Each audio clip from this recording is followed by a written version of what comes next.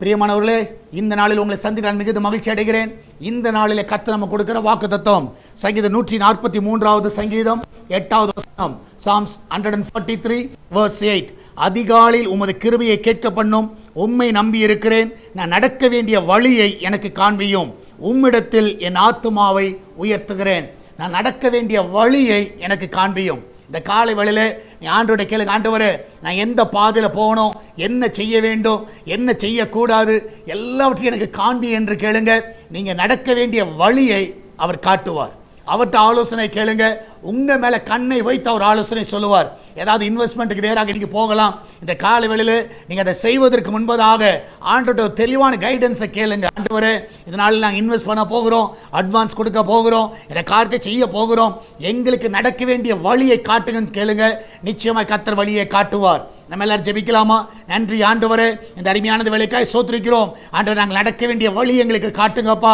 இந்த நாளில் ஆண்டவரே உங்களுடைய பிள்ளைகள் எடுக்கிற முயற்சிகள் அது என்ன காரியமாக இருக்கட்டும், அது வேலை காரியமாகவோ, எதிர்கால திட்டங்களோ, ஆண்டவரே கத்தா ஆஃபீஸ் காரியங்களோ, ஆண்டவரே கத்தா நியூ ஜாப் காரியங்களோ, ஆண்டவரே எந்த ஒரு காரியமாக இருக்கலாம், இந்த நாளிலே அவர்களுக்கு வழியை நீர் காட்ட வேணுமா ஜெபிக்கிறேனப்பா.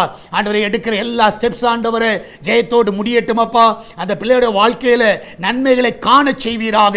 உன்னை அதிசயம் காண பண்ணுவேன் என்று சொன்ன தேவன் என்னால் அதிசயத்தை காண பண்ணுங்கப்பா. அந்த மெடிக்கல் ரிப்போர்ட் எல்லாம் சாதகமாய் வரட்டும். ஆண்டவர் டாக்டருடைய கண்ணில் தயவு கிடைக்கட்டும், மனுஷ தயவு கிடைக்கட்டும், அதிகாரிகள் கண்ணில் தயவு கிடைக்கட்டும். அந்த கோர்ட்டு கேஸ் எல்லாம் ஆண்டவரே அவர்களுக்கு சாதகமாய் முடிவதாக. அதுக்கு நல்ல ஒரு ஆலோசனை தர வேணுமா ஜெபிக்கிறேனப்பா. அந்த பிசினஸ் நல்ல உயர்வை கொடுங்க ஆண்டவரே. இந்த நாளில் ஆண்டவரே உம்முடைய ஆலோசனை கேட்டு அவர் நடக்க உதவி செய்யுங்கப்பா. எந்த காலேஜில் சேரணும், என்ன கோர்ஸ் பண்ணணும், எல்லாவற்றையும் உம்மிடத்தில் அந்த பிள்ளைகள் கேட்கட்டுமப்பா. அவருடைய எதிர்கால திட்டங்கள் எல்லாவற்றையும் நீர் ஆசீர்வதிங்கப்பா.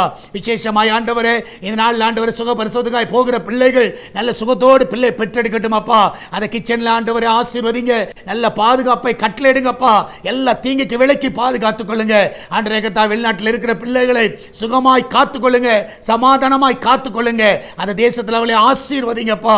ஆண்டவரே நாள் சால்வேஷன் டிவிக்காய் ஜெபிக்கிறோம். அவருடைய தேவைகள் எல்லாம் சந்திங்கப்பா. ஒரு குறைவில்லாம நடத்துங்க. இந்த ஊழியத்தை தாங்குகிற பிள்ளைகள், ஜெபிக்கிற பிள்ளைகள் எல்லாரும் ஆண்டவரே 100 மடங்கு ஆசீர்வதிங்கப்பா.